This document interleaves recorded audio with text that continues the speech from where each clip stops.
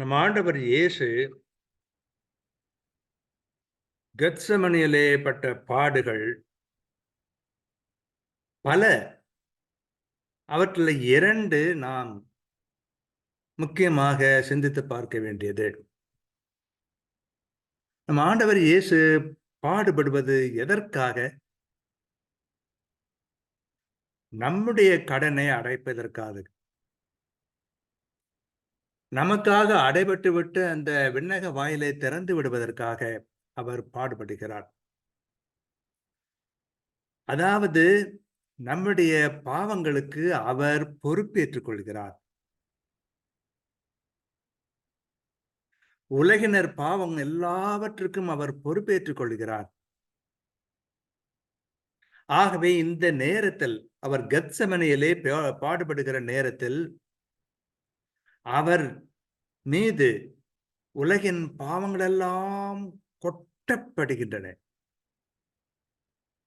ஏதோ ஒரு மலக்கொழியிலே விழுந்து விட்டது போன்று அருவருப்பு, சகிக்க முடியாத குமட்டல், நாற்றம், உடலே பதறுகிறது. அப்படிப்பட்ட ஒரு கொடிய நிலைக்கு அவர் உள்ளாகிறார். ஏனென்றால் நம்முடைய பாவங்களுக்கு அவர் பொறுப்பேற்றுக் கொண்டார். நம்முடைய பாவங்கள் அவர் மீது சுமத்தப்பட்டன. அதை தாங்க முடியாத ஒரு சுமையாக அவர் உணர்ந்தார். அது ஒரு முக்கியமான சிந்தனை. மற்றொன்று, கெத்செமனியிலே அவர் பாடுபட்ட மற்றொரு முக்கியமான சிந்தனை என்ன என்றால், தொடர்ந்து அவர் கைது செய்யப்படுவார். அவரை விசாரிப்பார்கள். நீதியை பற்றியே நினைக்காமல் அவர்கள் விசாரணை நடைபெறும். கொடிய வகையிலே கசையடியால் பித்து எடுத்து விடுவார்கள். முள்முடி சூட்டி தலையை பித்து விடுவார்கள். சுமக்க முடியாத அந்த பார சிலுவையை சுமந்து கொண்டு விழுந்தும் எழுந்தும் போக வேண்டும். அவரை சிலுவையிலே அறைந்து ஆணிகளால் அறைந்து விடுவார்கள். தனியே இந்த சிலுவையில் எதையும் செய்ய முடியாமல் தவித்து போவார். இறக்க வேண்டியிருக்கும். இதையெல்லாம் அவர் நினைத்து பார்க்கிறார். தாங்க முடியவில்லை. ஒருபுறம் இந்த பாவத்தின் கொடூரம், இன்னொரு புறம் தாம் அனுபவிக்க வேண்டிய வேதனையின் கொடூரம், இவை அவரை அழுத்த அவருடைய இரத்த நாளங்கள் வெடித்து விடுகின்றன. அவருடைய வேர்வை இரத்தமாக வந்து விடுகிறது என்று பார்க்கிறோம்.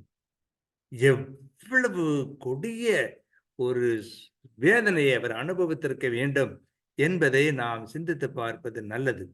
ஆகவே நம்முடைய பாவங்கள் எவ்வளவு கொடியவை, அது எவ்வளவு தீமையை வருவிக்க முடியும், இதை நாம் கொஞ்சமாவது நினைத்து பார்த்தோம் என்று சொன்னால், ஐயோ ஆண்டவனே, நானும் இப்படி உம்முடைய பாடுகளுக்கு காரணமாகிற்றேனே என்று சொல்லி வேதனையிலே துடித்து விட வேண்டாமா? ஆகவே இந்த தவ காலத்தில் ஒரு சில நிமிடங்களாவது ஒவ்வொரு நாளும் ஆண்டவருடைய பாடுகளை பற்றி நினைத்து பார்த்து நம்முடைய வாழ்க்கையை சீர்திருத்திக் கொள்வதற்கு நாம் முன்வர வேண்டும். இல்லை என்றால் நம்மை விட நன்றி கெட்டவர்கள் யாரும் இந்த உலகத்தில் இல்லை என்று சொல்லலாம். ஆகவே இதை நாம் நினைத்து பார்ப்போம். நம்முடைய பாவங்களுக்காக உண்மையாக மனம் வருந்தி மனம் திருந்துவதற்கு முன் வருவோம்.